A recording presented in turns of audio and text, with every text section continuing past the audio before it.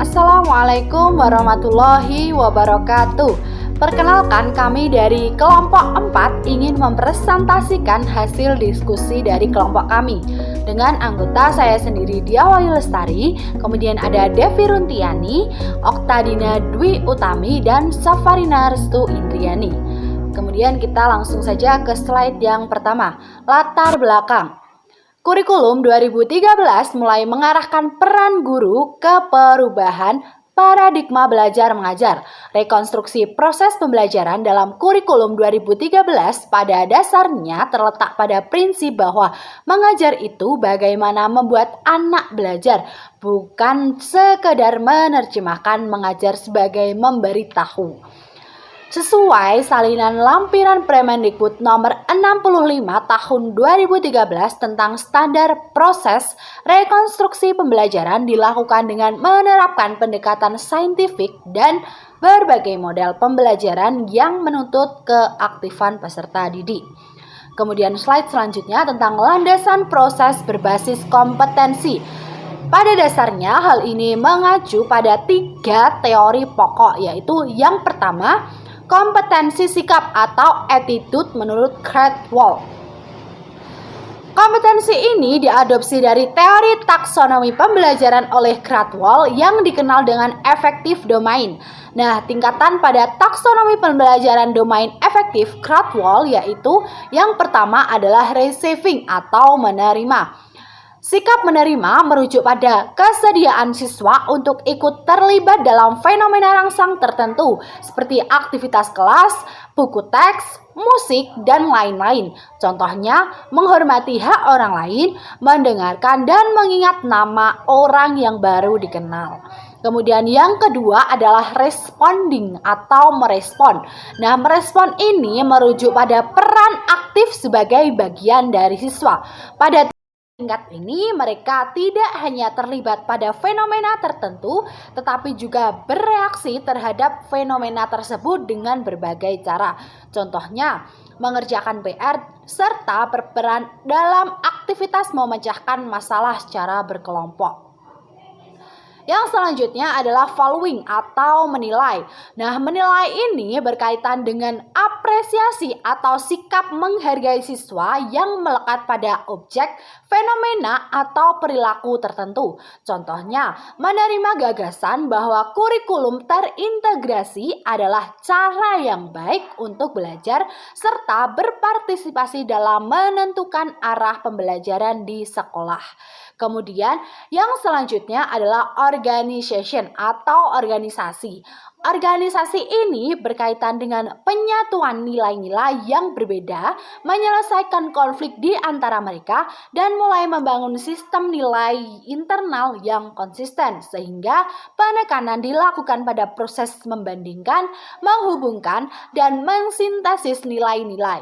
Contohnya, menerima tanggung jawab dari perilaku-perilaku dan menjelaskan peran perencanaan sistematis dalam memecahkan masalah. Kemudian yang terakhir adalah characterization by a value or value set. Karakterisasi dengan nilai atau nilai yang ditetapkan. Setiap individu memiliki sistem nilai yang telah dikendalikan tingkah lakunya dalam jangka waktu yang cukup lama untuk mengembangkan sebuah karakter atau gaya hidup. Nah, dengan demikian perilaku ini merasuk, konsisten, dan dapat diprediksi. Hasil pembelajaran pada tingkatan ini mencakup berbagai kegiatan yang cukup luas, namun penekanan utama pada perilaku khas atau karakteristik siswa. Tujuan instruksional yang berkaitan dengan pola penyesuaian umum siswa, pribadi sosial emosional termasuk dalam tingkatan ini. Contohnya, menunjukkan kemandirian ketika bekerja secara independen dan menggunakan pendekatan objektif dalam Yang kedua, kompetensi atau keterampilan oleh Jeff Dyer. Teori ini digunakan pada kurikulum 2013 untuk merumuskan konsep pengembangan keterampilan pada peserta didik. Keterampilan oleh Jeff Dyer ini dibagi menjadi 5 tingkatan. Yang pertama, observing atau mengamati. Untuk menumbuhkan sikap sebagai seorang penemu, peserta didik diarahkan untuk dapat mengamati dunia atau alam sekitar mereka dengan saksama. Melalui kebiasaan mengamati ini, mereka akan menjadi lebih sensitif apabila sesuatu tidak bekerja sebagaimana mestinya. Yang kedua, ada questioning atau menanya. Pada tingkatan ini, pembelajar dapat menggunakan pertanyaan seperti mengapa hal ini dapat terjadi dan juga bagaimana mereka dapat menjadi berbeda. Peserta didik juga dapat mengajukan banyak pertanyaan untuk dapat lebih memahami apa dan apa yang mungkin. Kemudian yang ketiga ada experimenting atau bereksperimen. Peneliti yang baik pastinya akan memahami apa arti sebuah konsep dari menanya, mengamati, dan juga membuka jaringan sehingga dapat menghasilkan data tentang masa lalu ataupun masa depan yang selanjutnya dapat dilakukan sebuah eksperimen yang mungkin dapat dimanfaatkan di masa depan. Yang keempat ada associating atau menghubungkan ataupun mempersatukan. Menyatukan yang dimaksudkan adalah kemampuan untuk membuat koneksi di seluruh bidang pengetahuan industri, bahkan geografi. Nah, inovator harus aktif mengejar informasi baru dan ide-ide yang beragam melalui menanya, mengamati, membangun jaringan, dan bereksperimen. Yang kelima ada communicating atau networking, atau juga mengkomunikasikan atau membuka jaringan. Peserta didik nantinya akan diarahkan untuk bertemu dengan orang-orang dengan perspektif yang berbeda untuk dapat membuka jaringan secara luas. Selanjutnya, mereka dapat bertukar ide atau gagasan atau mengkomunikasikan pengetahuan mereka sendiri agar dapat melengkapi dengan pengetahuan milik orang lain. Yang ketiga, ada kompetensi pengetahuan atau knowledge oleh Bloom. Teori ini didukung oleh dua kompetensi, yaitu kompetensi sikap dan kompetensi keterampilan. Tingkatan taksonomi pengetahuan oleh Bloom ini juga dibagi menjadi beberapa tingkatan. Yang pertama, knowing atau mengetahui, yaitu kemampuan dalam menghafal dan mengingat informasi tetapi tanpa bukti pemahaman tersebut. Yang kedua, understanding atau memahami, yaitu kemampuan dalam memahami konsep dan mampu mendeskripsikannya dalam bahasa sendiri.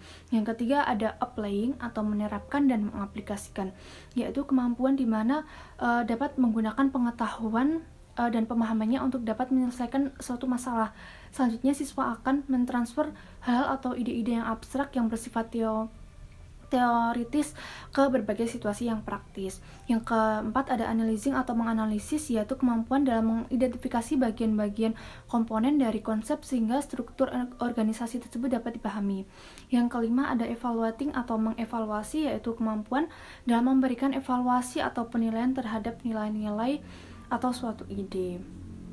Kemudian tentang penguatan proses melalui kode pembelajaran dapat dikembangkan melalui beberapa pendekatan dan model, diantaranya mulai dari model tematik terpadu, pendekatan saintifik, pembelajaran penemuan, pembelajaran berbasis masalah, hingga pembelajaran berbasis proyek yang nantinya akan dijelaskan oleh teman saya selanjutnya. Baik, saya akan lanjutkan pada model tematik terpadu.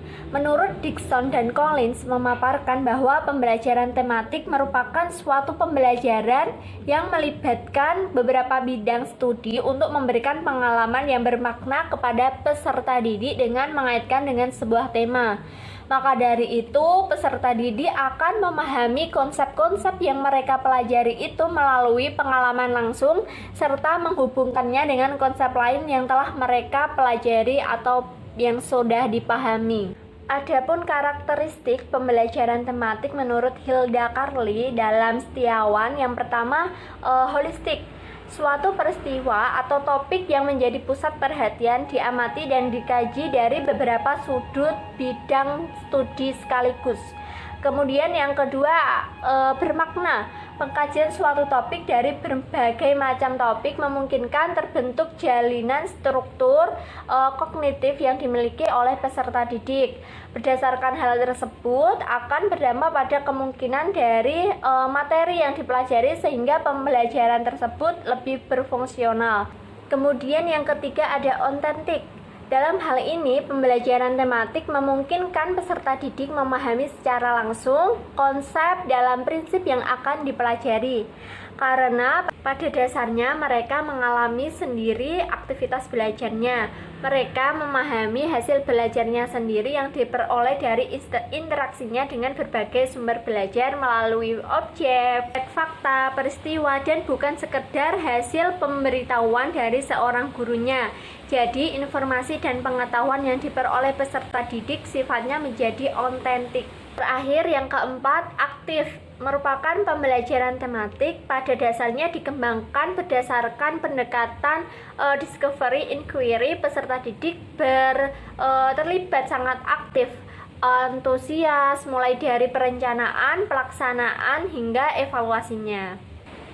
Kemudian ada pendekatan saintifik atau ilmiah, dimaksudkan untuk memberikan pemahaman kepada peserta didik dalam mengenai dan memahami berbagai materi menggunakan pendekatan secara ilmiah.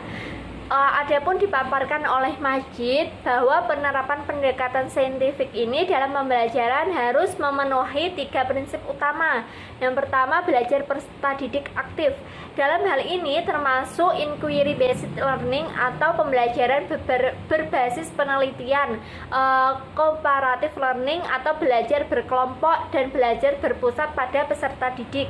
Kemudian yang kedua, assessment, pengukuran kemajuan belajar peserta didik dibandingkan dengan target pencapaian tujuan belajar. Kemudian yang ketiga, ada keberagaman. Keberagaman mengandung makna bahwa dalam pendekatan ini membawa konsekuensi peserta didik unik.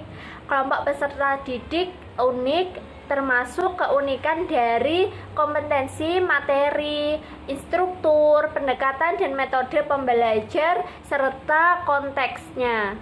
Discovery learning. Discovery learning meliputi model pembelajaran dan strategi yang fokus pada keaktifan, memberikan kesempatan belajar bagi peserta didik menurut DW 1916 atau 1917. 5 perbedaan yang paling mendasar dari model discovery learning ini yaitu yang pertama, lebih mengedepankan pembelajaran aktif daripada pembelajaran pasif. Yang kedua, belajar lebih berorientasi pada proses daripada isi. Yang ketiga, kegagalan merupakan suatu hal yang penting. Yang keempat, diperlukan umpan balik dan pemahaman yang mendalam. Problem based learning. Menurut Majid, pada tahun 2014, problem based learning atau pembelajaran berbasis masalah merupakan sebuah model pembelajaran yang menyajikan masalah kontekstual sehingga merangsang peserta didik untuk belajar. Nah, penerapan model ini bertujuan agar peserta didik memiliki keterampilan untuk menyelidiki dan mengatasi masalah, agar dapat membuatnya menjadi pembelajar mandiri. Menurut Arens, terdapat fitur utama dari pembelajaran berbasis masalah ini, yaitu yang pertama, ada permasalahan autentik. Permasalahan autentik ini, pembelajar berbasis masalah mengorganisasikan masalah nyata yang penting secara sosial dan bermakna bagi peserta didik.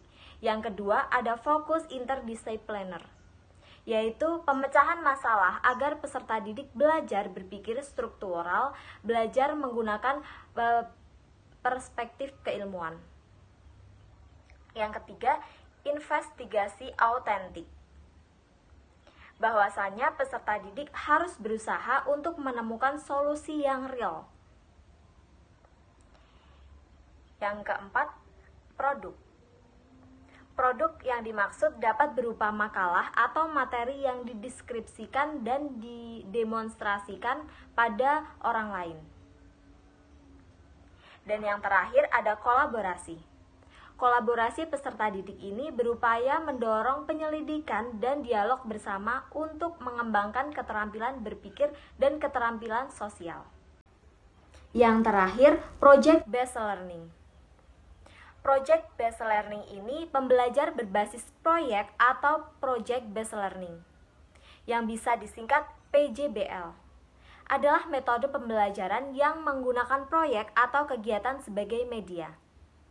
Nah, project based learning ini mempunyai keuntungan dari pembelajar berbasis proyek ini, yaitu yang pertama, meningkatkan motivasi belajar peserta didik untuk belajar. Yang kedua, meningkatkan kemampuan pemecahan masalah. Yang ketiga, membuat peserta didik menjadi lebih aktif dan berhasil memecahkan problem-problem yang kompleks. 4. Meningkatkan kolaborasi. 5. Mendorong peserta didik untuk mengembangkan dan mempraktikkan keterampilan komunikasi. Dan yang terakhir, keenam, meningkatkan keterampilan peserta didik dalam mengelola sumber. Baik, itu saja yang dapat kami sampaikan. Terima kasih. Wassalamualaikum warahmatullahi wabarakatuh.